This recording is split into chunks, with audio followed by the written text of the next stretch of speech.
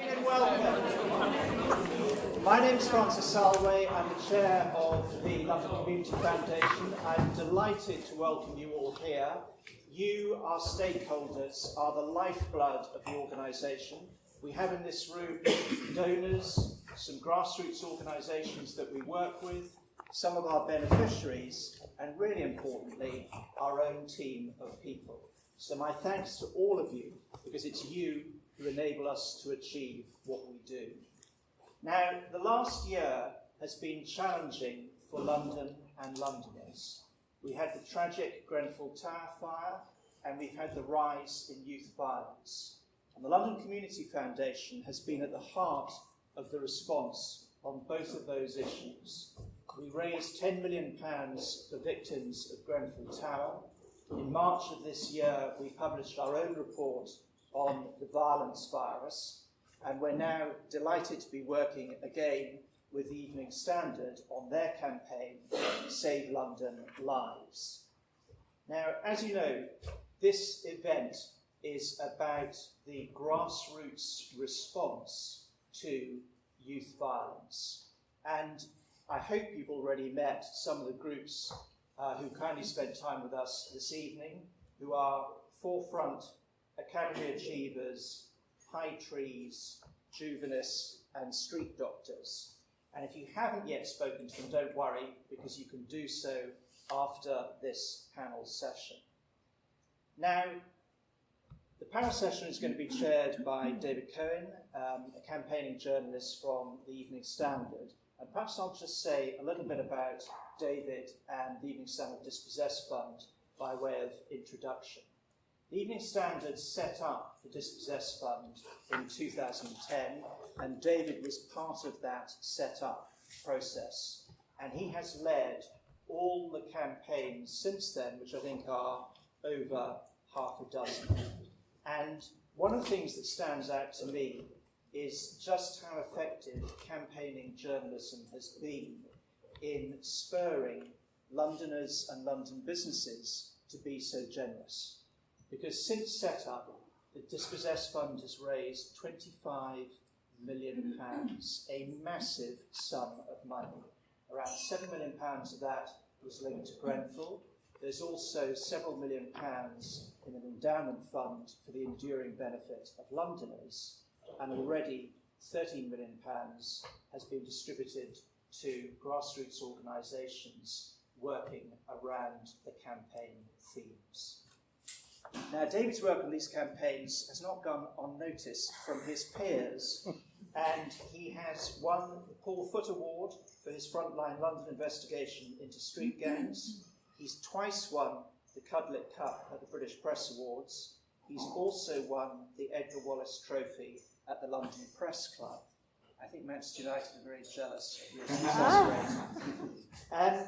And I've worked with David going back over a number of years, and I can vouchsafe for his forensic attention to detail and his passion for supporting the dispossessed of London. So I'm now going to hand over to David, who will introduce the other members of the panel. Thank you, Francis. I've also at times won the attention of Londoners who once decided to camp outside the Evening Standard and protest. And so all my fellow journalists had to run a gauntlet of very angry people from the Stonebridge estate, which I wrote about sometime in the mid-90s. Went and lived on the estate, frequented one of their crack houses, and the people who ran the estate weren't too impressed when we ran our series of stories. So they all came and protested, and there were about 20 people carrying placards, and all my colleagues thanked me in person that day for the lively start to the day they had.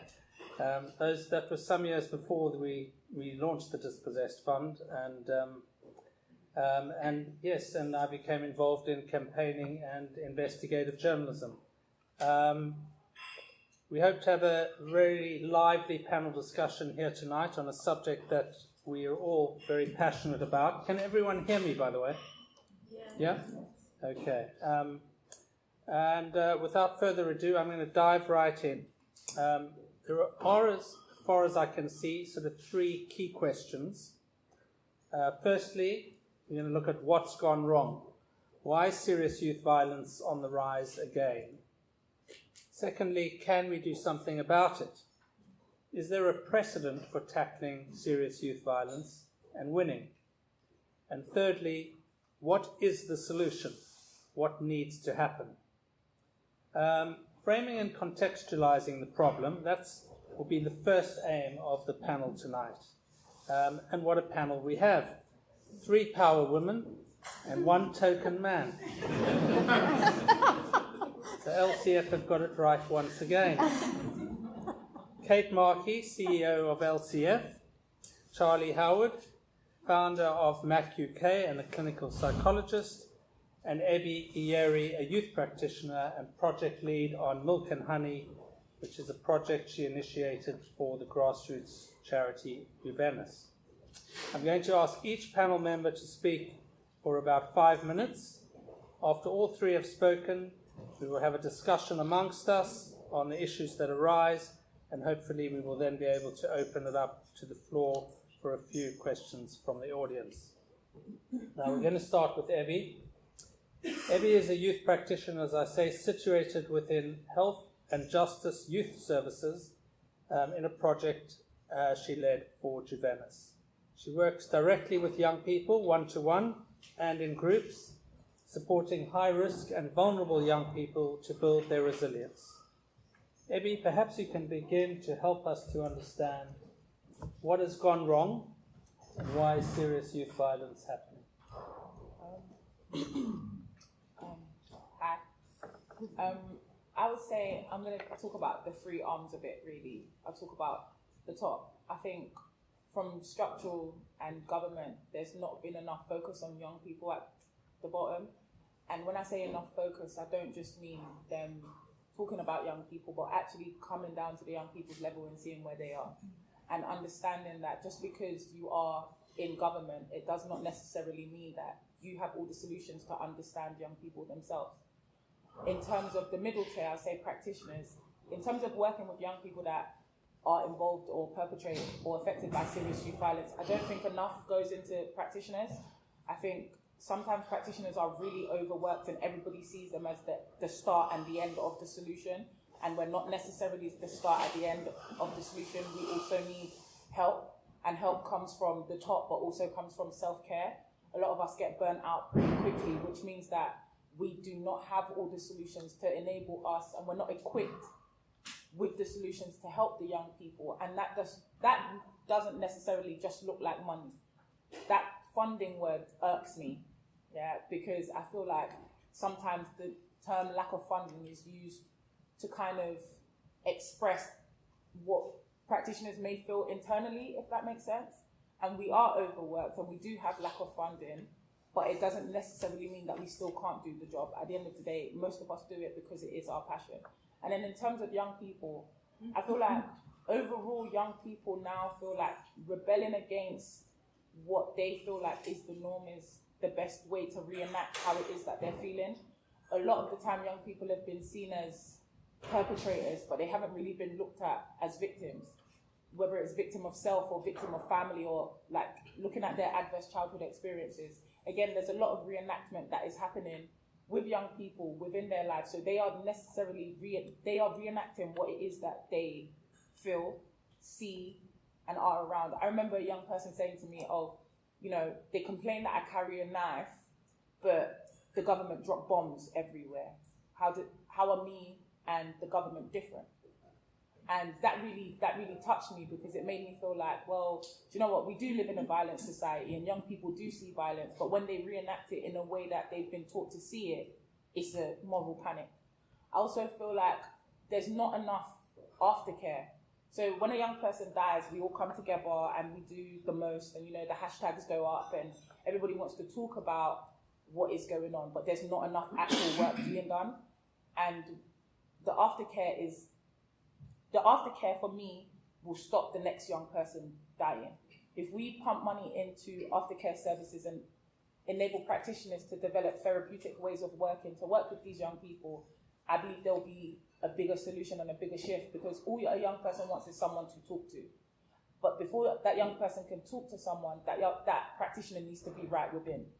and it's basically a ripple effect. You help me and I'll help them. Like, I've supported young people who have lost friends, and I'm not just supported them on the day they've lost their friend or 2 days after or a month. I'm still out here supporting young people 2 years on, 3 years on, because I believe that the trauma and the pain does not leave once you've buried your friend, it carries on. I'm 25 years of age, and I know that I lost my first friend at 14 on Valentine's Day. And I still know what that does to me when that day comes every single year. And I know that, you know, we may look at young people like, yeah, they're violent and they're vicious, but they're hurt and they need aftercare services to me. And in terms of what can be done, there's a lot that can be done, but until we know from young people themselves what is going wrong for them as an individual, we can't group them and categorize them, because they are individuals reenacting individual acts of violence that they may have felt or witnessed.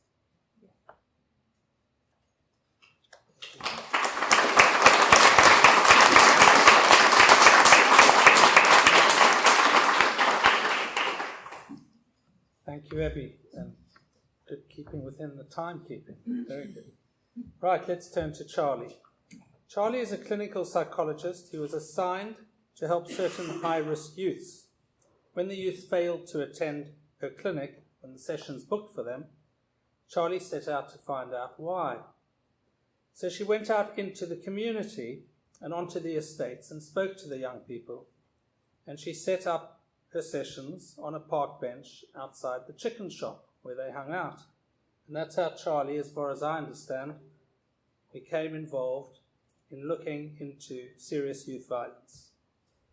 She founded a group called Markey UK in 2008, a grassroots charity that helps hard-to-reach young people to reach their potential, and has since become a very powerful advocate for a holistic approach that is widely known now as the public health model. So Charlie, can you tell us, can we take on and beat serious youth violence? Is there a precedent for doing so and winning? What is the public health model? And what do we need to do to beat serious youth violence in London?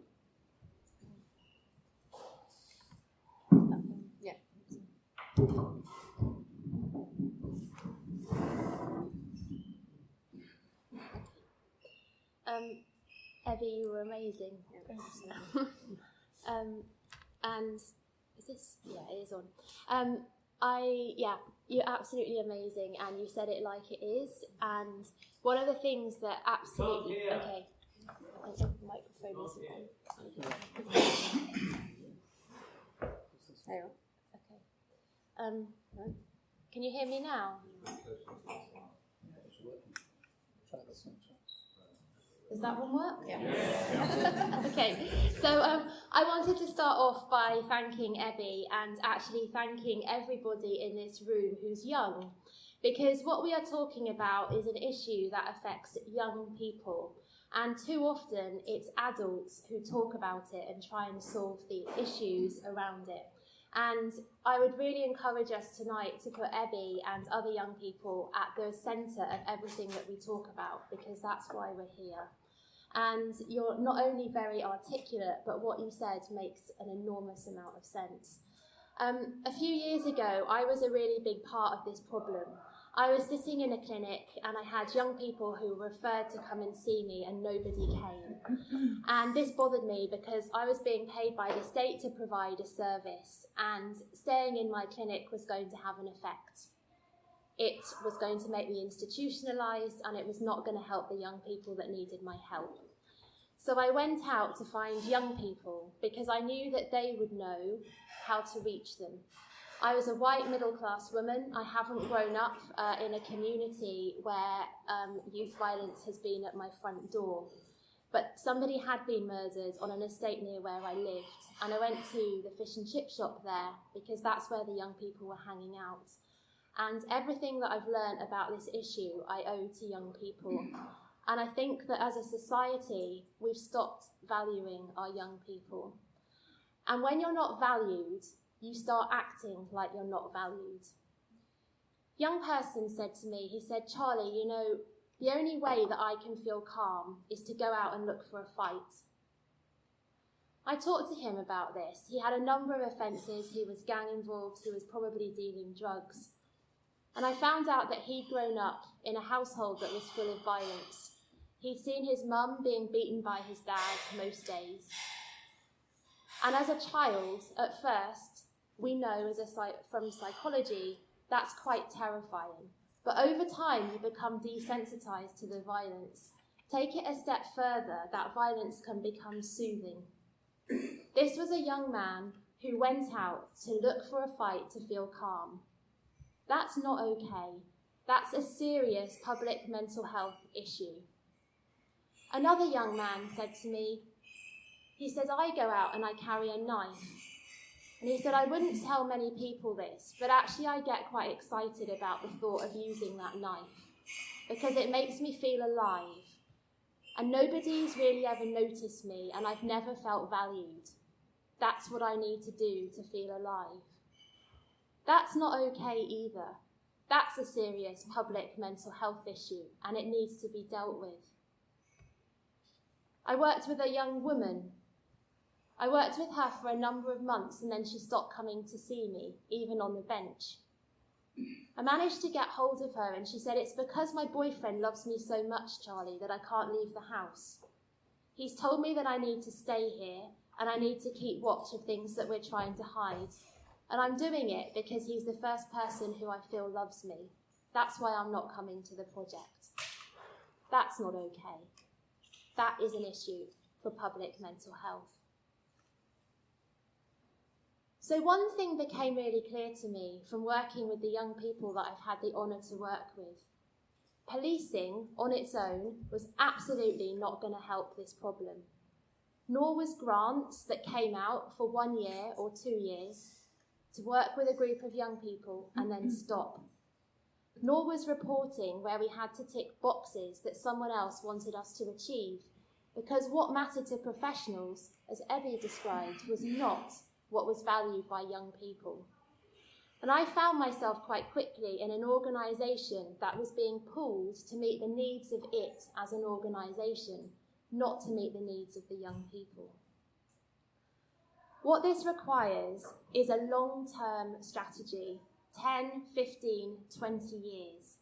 The risk factors that are related to young people joining gangs are very similar to the risk factors for developing mental health difficulties. Trauma. By trauma, I mean neglect, abuse. That could be to yourself as a person or in people around you. We know that these things have profound effects on young people's lives, and we know that young people who are involved in youth violence are disproportionately likely to have witnessed trauma, either in the home or out on the streets or watching a friend die. We need to deal with this in a different way. And locking young people up, yes, we have to have a justice system that recognises when people do things that are wrong, but we've got to start looking at the root causes. There are models that do this and have been really successful. There's the Violence Reduction Unit in Glasgow. Glasgow had one of the highest, I think it was actually the highest murder rate in Europe, and they brought it right down. Why? Because they worked right across their society in Scotland with teachers, vets, dentists, doctors, nurses, social workers, families, communities.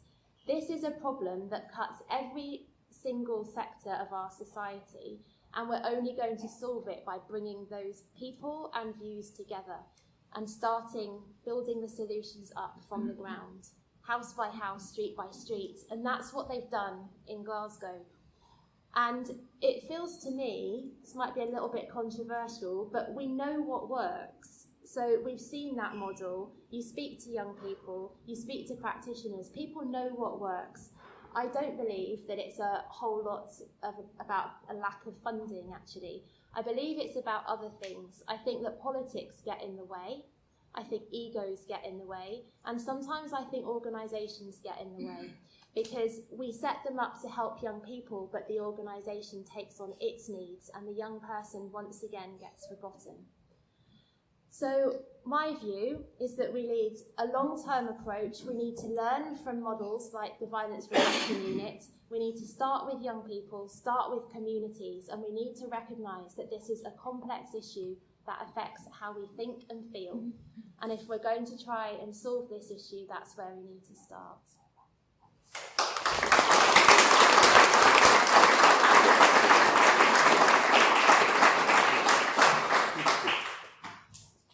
Thank you, Charlie. Finally, Kate.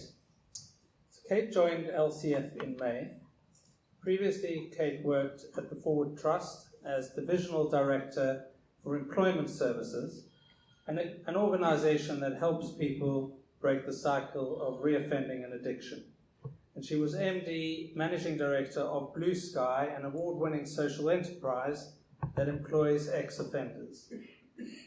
Now, LCF had produced a paper called The Violence Virus. Kate, can you explain to us what that means? And can you talk a little bit about the challenges facing community organisations in tackling serious youth violence? Absolutely. I'm not sure if this is working. Is it working? Oh, it is working. Right, okay. I just want to say thank you to Charlie and Abby. Your insights and your perspectives are kind of incredibly compelling, but also kind of reflect some of the findings in our violence virus report.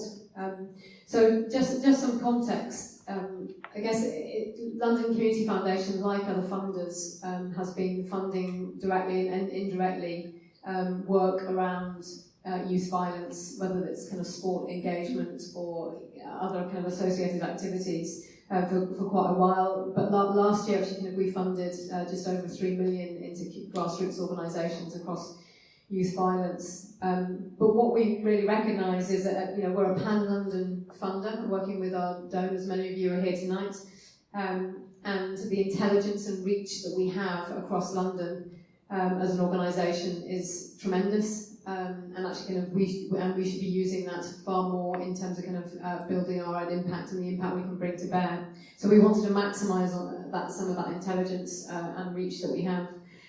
So 6 months ago, almost to the day, I think, we launched something called The Violence Virus, written by Tanya, who is at the front here. Do you want to just stand up, Tanya? And what is the violence virus? London Community Foundation, it isn't our role to lobby for policy change, but what it is our role is to give a platform to grassroots organisations who are working at the front line of really complex issues in London and bring their voice to bear. And actually that's what the violence virus is. So across different stakeholder groups, whether that's grassroots organisations, some commissioners, other kind of policy leads, the violence virus actually gives a real kind of demonstration of some of the issues that have been reflected by Charlie and Abby. So we spoke to grassroots organisations and actually the reality of what they were facing on the ground, and many of those issues that they very eloquently spoken about, whether that's disinvestment in youth services and safe places for young people to be, the lack of employment opportunity and social mobility through lack of stability in the jobs market, and kind of people feeling there's a real poverty of aspiration, and actually how they respond to that, as Eddie quite rightly said. And also kind of a big element around trauma, that actually kind of not only actually with these frontline organisations seeing individuals who'd come from trauma, but also the trauma that was being affected, the trauma that was being generated because of kind of the violence in the first place, and the whole desensitisation of that. So actually kind of what we did was decide to do something about it, and actually kind of so with the violence virus, actually we began to talk to kind of some of our donors, and actually kind of and also in partnership with the Evening Standard, and what that has turned out to be is kind of Save London Lives, and kind of we can talk more about actually kind of the context of that alongside actually kind of the funding, because it is an interesting point about actually kind of is there a lack of funding in the sector. I mean, I certainly think actually if you look at some of the statistics around giving, so around kind of philanthropy in London, actually kind of it is interesting that London's philanthropy to London organisations is falling statistically, and actually kind of if you look at kind of the levels of giving to small organisations, it is disproportionately kind of underinvested in compared to kind of some of the large charities, and those large charities that don't operate and serve the London kind of beneficiaries. So the violence virus, actually kind of we called it that because actually kind of it was about contagion. that actually kind of that, you know, the frontline organisations that we spoke to kind of were telling us that actually kind of you know, that actually kind of this is a disease that actually kind of we need to look at actually kind of what the cure of that disease is, and really importantly we need to invest in that cure. But actually if you don't do that, actually kind of it is a contagion, but actually kind of learnt behaviour becomes other people's learnt behaviour, and that's what we're now seeing on the streets of London. But actually some of the challenges as well around small organisations, and it certainly says this in the youth violence report, the youth commission violence report, and also actually something that we found within our own report is that when small organisations, one of the big challenges is that they're competing constantly for the money. And when you compete for money, actually kind of you're not actually focusing actually kind of on how you have a solution, and there's a real call and an opportunity actually kind of from our donors and other funders in the room that actually kind of to solve a problem like this, actually kind of we have a responsibility to be collaborative in our own funding and how we deploy funds out there to actually to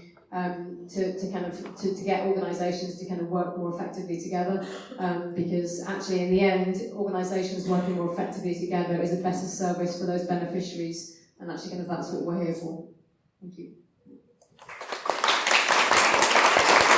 You talked about us looking at the trauma of young people and trying to understand that I've seen a new sort of debate amongst some parts of the police to try and understand, they call it trauma-informed policing.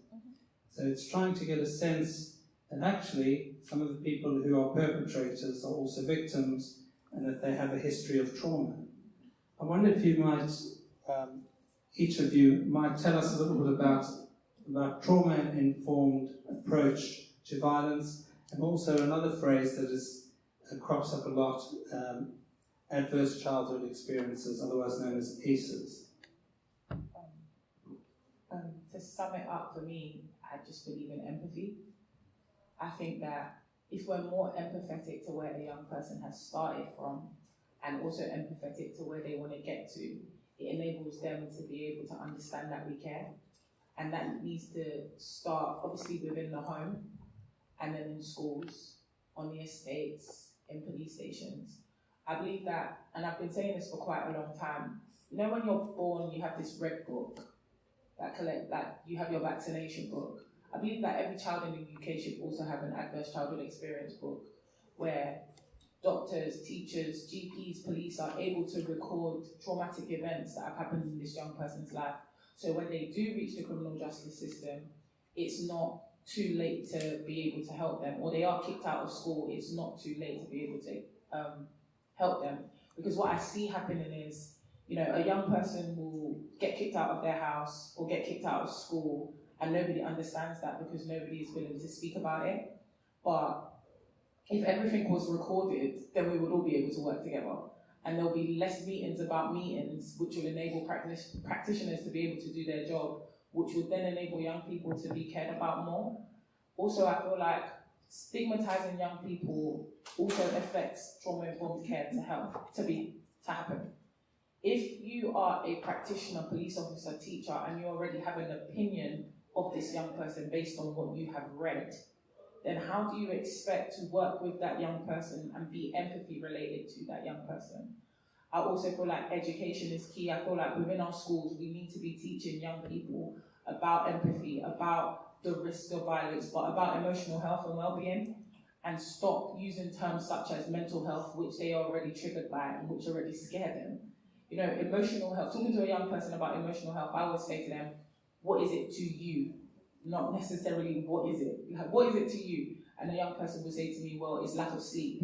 And then from understanding where the lack of sleep comes from, you are then enabled to understand, okay, you're having a lack of sleep because you can hear screaming two doors down because on your estate there's somebody who's going through domestic violence. What is that doing to you, for example? So I feel like in terms of working around trauma-informed care, it starts from within. You have to be right within yourself to be able to offer it, and it shouldn't just be another hashtag on Twitter. It should actually be put into practice.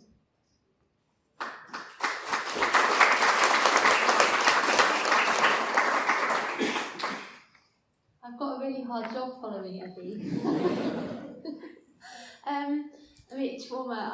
I'm a psychologist. We're trained to understand trauma, but nothing that I learned in a classroom or in a university prepared me for the effects of trauma that I've seen in young people involved in youth violence. And it's just often not talked about, or it becomes, as Evie said, a hashtag, and it's the new thing. It's all about trauma. What we're talking about here is a whole cohort of young people who are disproportionately likely to have experienced trauma, and who then find themselves in a peer group where they are disproportionately likely to experience it again.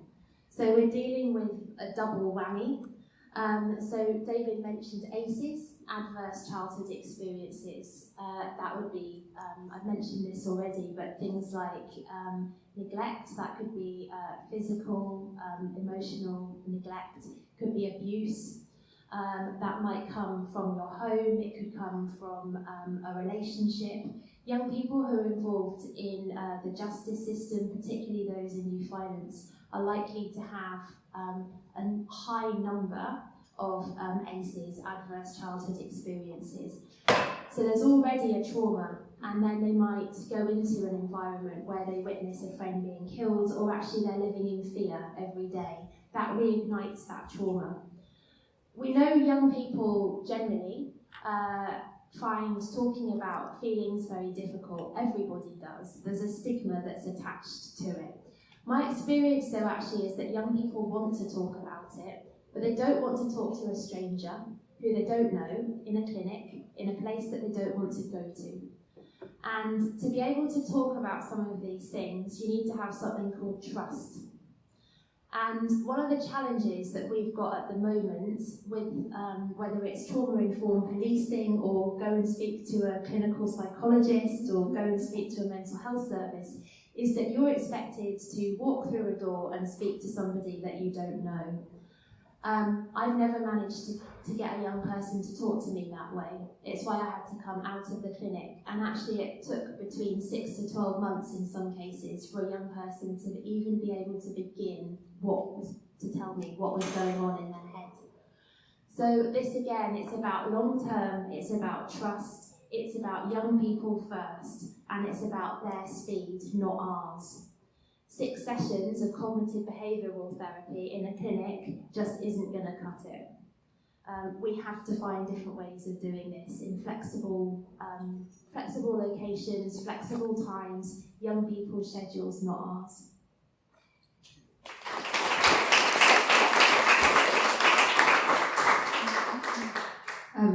Can you imagine how I feel like following you and Debbie?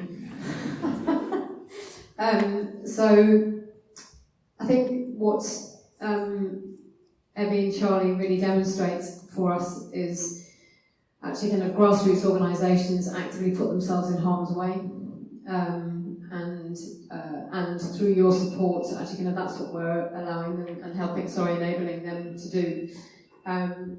Save London Lives, the fund that we've set up, some of the key areas that it's focusing on are very much actually kind of are focusing on the themes that both Abby and Charlie have spoken about, particularly trauma-based supports, and actually kind of how we can, through supporting grassroots organisations, enable them just to skill up some of their practitioners, particularly around kind of formal trauma-based work, because they are the ones who are right at the front end. They are the first point of contact for the individuals who are affected by youth violence, and actually kind of they are, as Emmy quite rightly said, at risk of burnout, and actually kind of and that's where we need to kind of be really investing in support.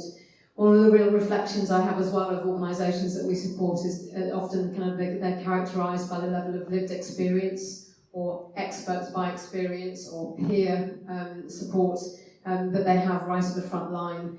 As Debbie said, actually kind of that's, kind of having a white middle class woman actually kind of telling an individual to kind of put their knife down is not going to work. Actually what we need to do is make sure that actually kind of we have the systems in place, that actually the people who have got the experience are actually the ones right at the front line, but actually kind of we're really kind of packing the support around them. So the other areas that Save London Lives is currently focusing on is also around kind of family support. So supporting grassroots organisations where families if they're identifying that they're potentially kind of a child of theirs is being at risk of being groomed or has already been groomed into kind of whether it's drug running that's related to youth violence or not. Actually, what do you do as a parent when your child is already in that space?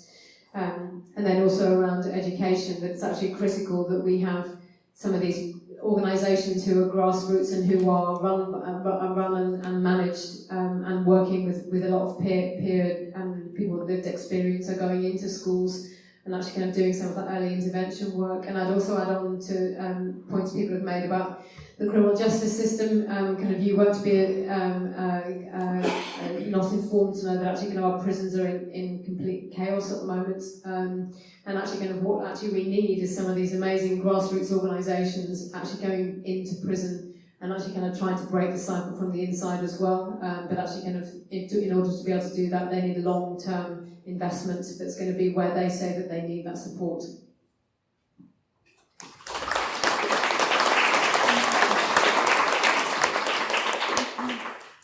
One of the things that strikes me is when I go out and meet young people, we need to hear their story. So I'm talking to a young guy, 19, he's living life on road, as he calls it. He's sort of gang involved. And the view of society is that he's a menace, he's a potential perpetrator, he's either going to be a danger, he's likely, it's a good chance that he's going to be stabbed or somebody's going to stab him.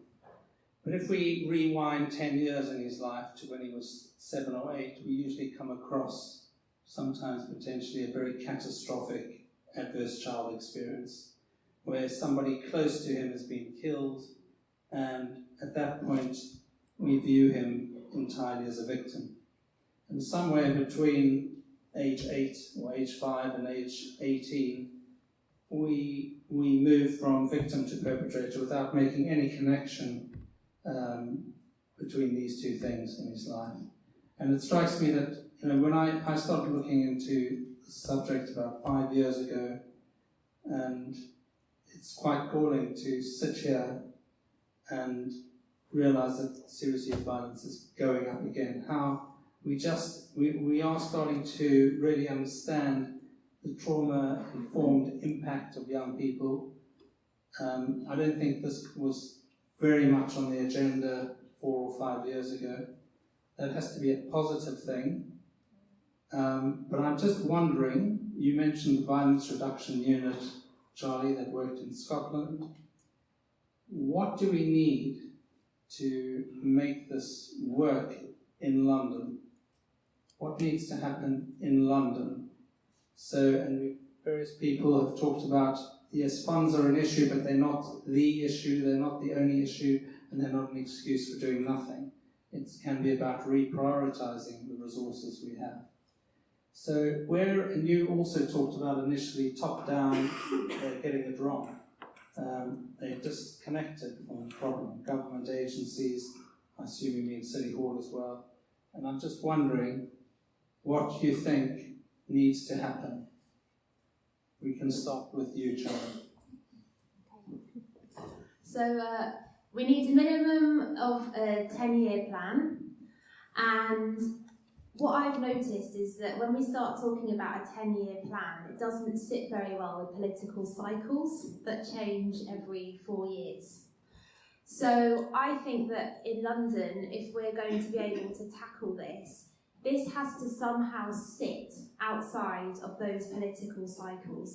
So we need politicians and people in power to enable this to happen. Not to do it or to control it, but to become enablers of something that sits slightly outside of them. We need money, yes. Do we need more than we've got at the moment? Possibly not. But we need that money to be distributed differently. So what often happens at the moment is organisations that have got capacity to write good funding applications are quite successful at getting big grants.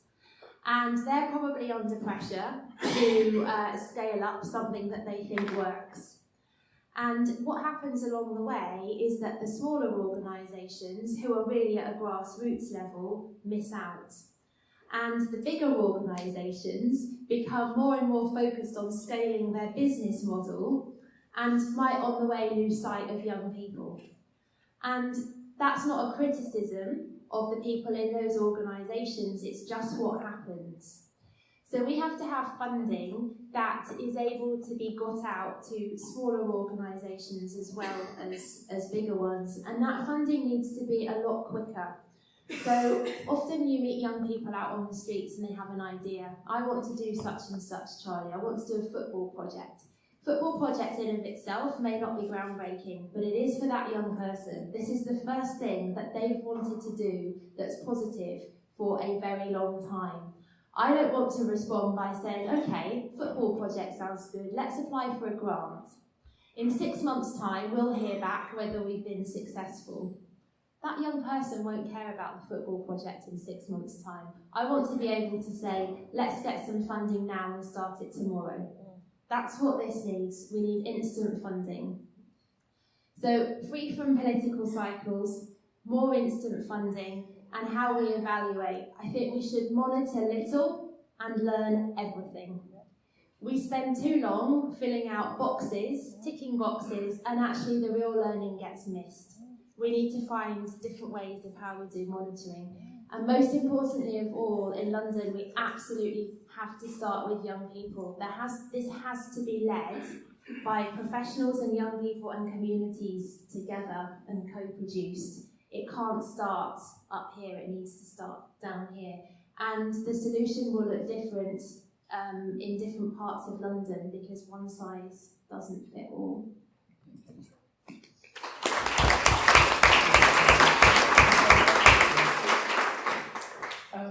I think for me, it starts with the term serious youth violence. Like, it's loss and bereavement. That's actually what it is. If you think about it, these kids are losing themselves, their identity, their mental health, their friends. And from a bereavement aspect, we're losing kids who are burying kids, who are burying more kids, celebrating memorials of kids. If we change that term, serious youth violence, and actually look at it as loss and bereavement, a change will start to happen. Also, I feel like, again, just to echo what Charlie said, the whole funding issue, it needs to be instant. It needs to be, oh, I want to do this, okay, let's do it. But also, taking it back to loss and bereavement, we look at like young people when they lose their parents, that's loss and bereavement. You know, when a pet dies, that's loss and bereavement. An illness, that's loss and bereavement. But a young person who loses a friend through violence, that's not loss and bereavement. I can't explain enough how many times I've had to support a young person or celebrate a memorial of a young person and that they've lost through violence, and all they want to do is do something to remember their friend. And if we started looking at serious youth violence for what it really is, which is loss and bereavement, I feel like a shift would really take place.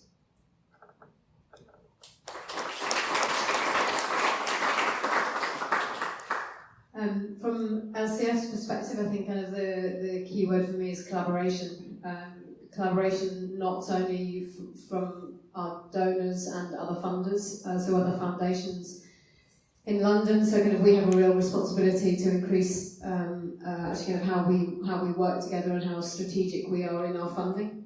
But actually also I think, you know, as I said before, that actually kind of it is small organisations actually working together, and actually I slightly disagree with you on the large charity piece as well. I understand where you're coming from, but I slightly disagree. I think what their value is actually kind of small organisations working with big organisations, because actually kind of that's when they benefit also from their scale, but actually kind of what they're bringing, what small organisations have that big organisations don't have is what exactly what you've described, the reach, the local intelligence, they're locked in and actually kind of asset locked into kind of that local community. But actually what they don't have is the resources of a big charity, so actually kind of collaborate to your heart's content.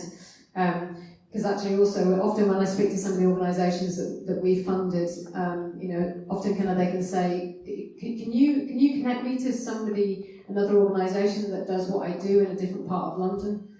The reality is actually when you're very small and you're stuck on that treadmill of insecurity of funding, and actually also at the same time trying to deliver some of the frontline services, your capacity to kind of look up, not only actually kind of across your neighbouring neighbourhood, but actually kind of across the other side of London and connect and be part of a coordinated ecosystem and response is really limited. That's the role that LCF can potentially play with Save London Lives, that we can provide that convening role. But I think actually kind of it's about real collaboration. Thanks. One last question I want to put to Evie just before we go to Q&A with the audience. We've talked about grassroots groups. We know who they are. We can reach them. They can reach us. What about young people? Young people are saying need to be part of the solution. How can we make them part of the solution, and how do we reach them? How many under 18s are here? How many over 18s are here that are young? How many 18 to 25-year-olds are here? There's not enough of them in the room. There's not enough of them that have been affected. My bees are here. You see them buzzing over there. But there's not enough of them in the room. So on one end is we need to go to where they are and ask them the questions that you've been asking me. But on the other end, as a young practitioner, I think it's very important to invest in our young practitioners. And I'm not the only one, there's many of us, but we don't really feel invested in. For example, I want to become a psychotherapist, but the cost of that course alone is always kind of stopped me from wanting to do it. And the reason I want to do it is because I know that therapeutically, young people need the support because, again, they trust me, I can engage with them. They like to call me their unofficial therapist sometimes and say I deliver street therapy, but I'm not qualified. But for me to get qualified, I'd have to sell my home, probably sell my mum, it's gonna cost me a lot. And I feel like if I'm not invested in, how can I then invest in another young person? But also, if we're not investing in young people overall and we continue to look at them as criminals or we continue to stigmatize them because of the music they listen to, because of what they wear, because of the attitudes that they have, never be fooled. I get sworn at by young people on a regular basis. Just because I may know how to engage with them doesn't mean that I don't face the barriers that another practitioner who may be older than me may have. It's just the fact that I will keep trying and enable them to feel like they can come back to where it's comfortable. We need to go to them and ask them these questions. We cannot continue to discuss them without them being in the room. We can't continue to say that we want to have a public health model, a solution-focused model, a 10-year plan, if young people who have been affected, but also perpetrated. I think sometimes we look at perpetrators of violence and think that they're bad people, but for one victim, we have 2 perpetrators. For 2 perpetrators, we have 5 more victims.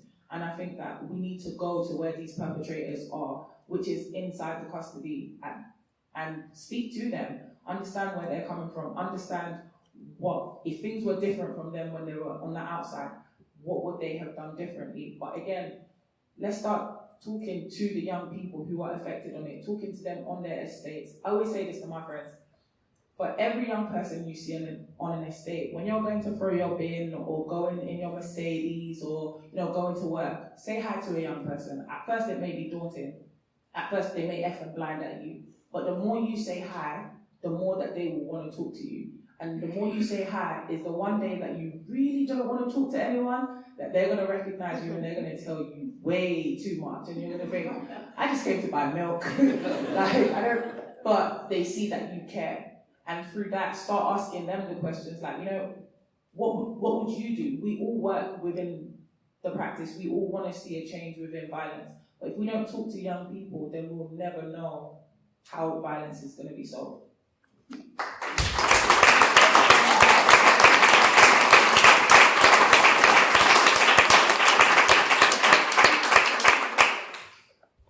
And what resonates so much for me, from what you've said, is when I go onto these estates, the sense of alienation, that you realise these people are very, very far from being able to connect to the police, to institutions, and I include the media as part of that. So I think that as a newspaper, I've tried to learn some lessons ourselves about how we report serious youth violence, and also how we report the stories of young people who are gang affected, trying to be less sensationalist and sort of more encompassing of their history and of their stories as human beings.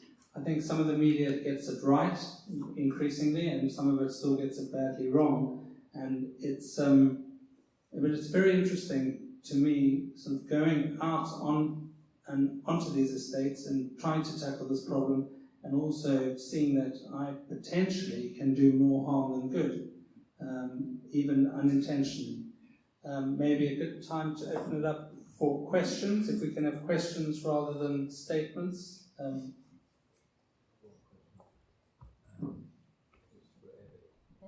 One thing I didn't understand was you talked about having a record, as it were, that could be passed between social services and different people.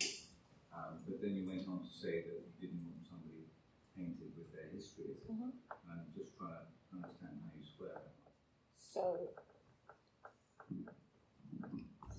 So what I meant by that is, if every young person who had like who had gone through a traumatic experience, if it was recorded, then we wouldn't have to ask young people necessarily to repeat themselves.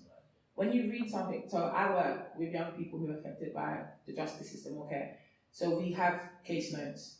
I read something about a young person, I put that to the side, and I say to a young person, how are you? And tell me about yourself. You can read something about a young person, but you don't really need to internalize it, because it's just words on a piece of paper. So even though I am pushing for ACEs to be recorded in young people and follow them up until the age of 25, because as we know, child development and how the brain is developed does not stop until, to be honest, 30 sometimes. If all of these traumatic experiences were recorded, then by the time it got to a place where the violence was perpetrated, or you came in contact with the criminal justice system or a mental health service, then there would be more of an understanding, instead of that young person having to retell their story in a way that practitioners may not understand. And I also think it will help clinical staff, because sometimes when you get a young person who is, let's just say, he's 15, he's been in a gang, he's from the BME community, and he's lived in an estate, there's a bridge there that needs to be filled, because sometimes the clinical staff may not understand that young person. But if this clinical staff had some sort of ACEs report or had some sort of trauma record of this young person, they may be able to understand the young person. And then when the young person then says something like, I witnessed my friend getting stabbed, there wouldn't be that kind of shock, because it would have already been there. Does that make sense?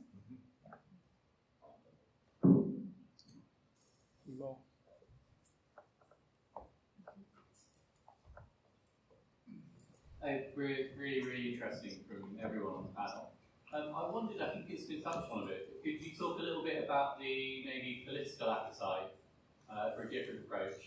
I mean, it's interesting there's no one from the political spectrum on the panel. Can we take two other questions as well? I've got a question. So you talked about helping young people, right? So doing stuff for them. But if they're in a gang, isn't people still going to go after them? And if you remove them from the gang, isn't that expose them to more dangers? Because if you remove them from the gang, isn't the gang going to pull them type away and try to go after them themselves?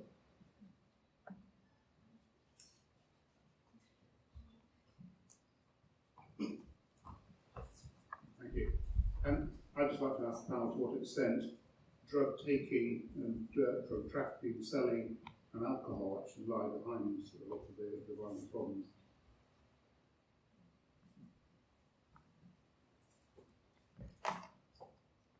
Okay, perhaps we can start with, my understanding of the question is, will removing somebody from a gang may put their life in danger. Is that roughly what you were saying? Charlie?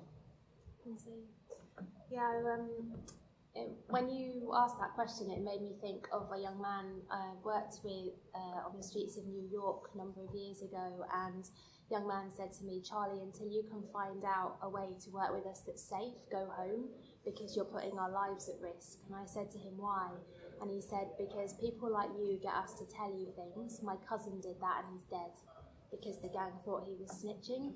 And so I think you raise a really interesting point, and it's something, again, that takes me back to we have to start with young people. Because actually the way that I then learned from young people to engage when we started Markey was young people weren't coming to get help. Young people were coming to help me. I needed their help to solve this issue. So we found a way and a narrative where young people could start to help each other. This was never about going to get help. And it was actually, I had a really funny session once at the Roundhouse in Camden, and a guy came in to do some teaching, and everyone introduced themselves as having a professional role, which they did because that's how we worked. Everyone was equal in values, and he said, but where are the young people that I'm here to help? And I said, that's exactly the point. We're all young people. I was a bit younger then.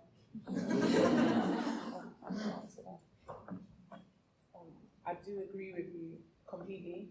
I feel like, again, this whole gang word, you know, what is it? What is it?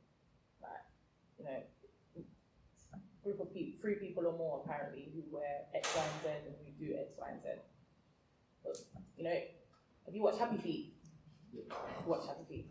So, Happy Feet, they all look the same, right? They dance together, smile together, cry together, right? If you remove a penguin from their family, what happens? They come and look for them. We can't help that because at the same time, hurt people that are already hurt are going through the same things, which is why they congregate together. And you always have to look at the fact that within these groups, there are hierarchies. And there might be negative hierarchies, but you know, in the family, you have the mom, the dad, the brother, the sister, the grandma, etc. When somebody is then removed from that part of the community because of their own fear, what you see is a reenactment of other people's fear. So fear drives them to do the things that they want to do. What we need to start doing is working with young people from an individual point, but also from a whole group approach. Because no matter how many you remove from one place or take and put over there, and you know, it doesn't stop what is going on in the community, and it doesn't stop the pain that is being affected. I understand what you're saying, and I can see it in your eyes. But what I do want you to remember is that you being here today is the start of something. So you can go back to your friends or your school and let them know that I was at this place and there was people just like me who are trying to do something to help people just like you. And you don't need to be scared because change is happening. And that's all you need to remember, that change is happening. And when they are being removed, you're just seeing a reenactment of fear. Nobody is bigger or badder than anybody. And I found that even at 25, I know that. And I know that what's happening right now in terms of these groups is everybody's scared, which is why everybody's talking a lot. You know, everybody's doing things to say that they're scared, but acting it out in a way that they don't even understand themselves. So I think we just need to start looking at fear. And again, I'm talking about these terms: serious youth violence, child and adolescent mental health, gangs. All of those terms affect the young people from the ground up as well as people from the top to the bottom. So I would say to you, keep being the person that you are and just keep reminding your friends that changes happen.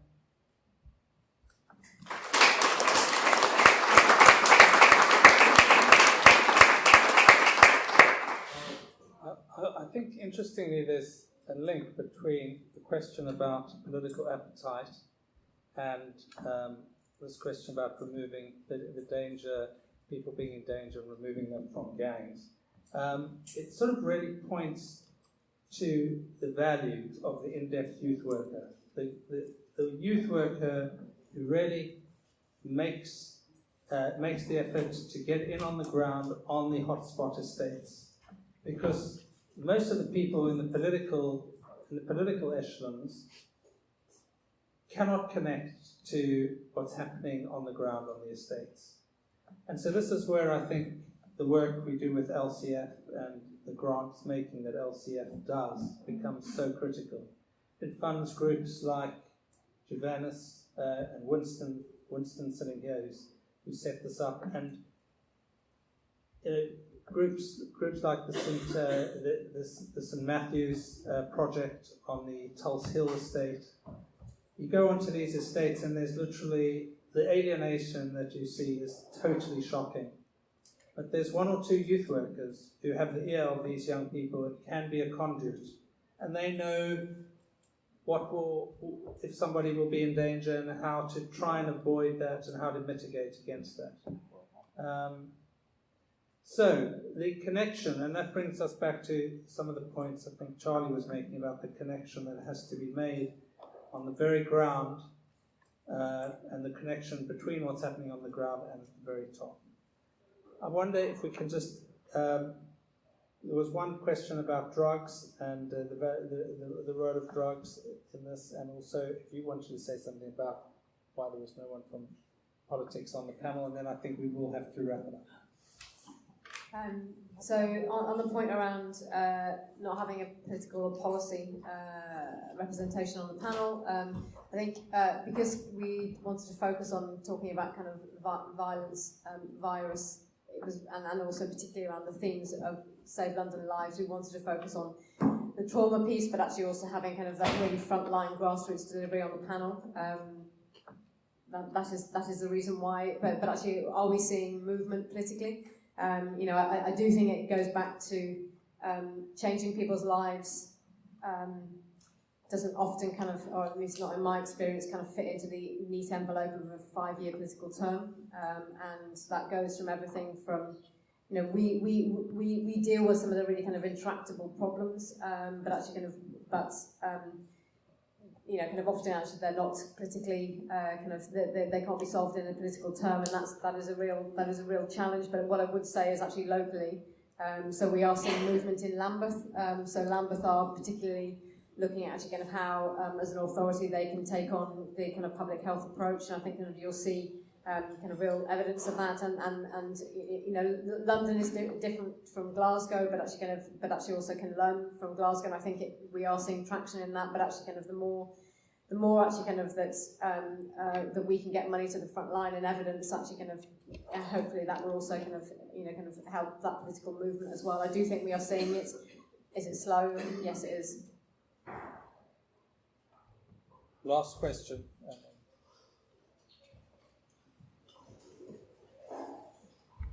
Hi everyone. David, I know you said that the media are trying to work hard to, on the way they are reporting on violence in London.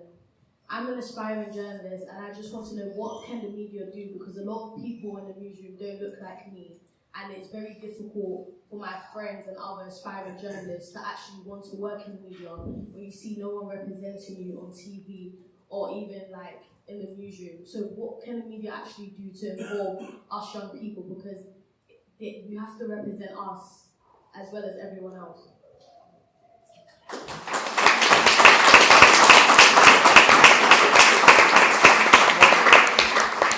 You're absolutely right. There is not enough young black journalists in newspapers. It's absolutely disproportionate. On the Standard, we've recognised that, and we've got an apprenticeship scheme that is trying to bring young BME journalists through. But it's a huge weakness in newspapers, because if you don't have people from certain constituencies, you don't properly report the issues that are happening there. And I think that, again, things are starting to shift on certain papers, but it is a problem. I'm happy to talk about it further afterwards, but I think any further questions that people have, I think the panel will be happy to address them over canapes and over drinks. So thank you all for coming. It's been a wonderful audience. And thank you to my panel members who I think deserve great round of applause.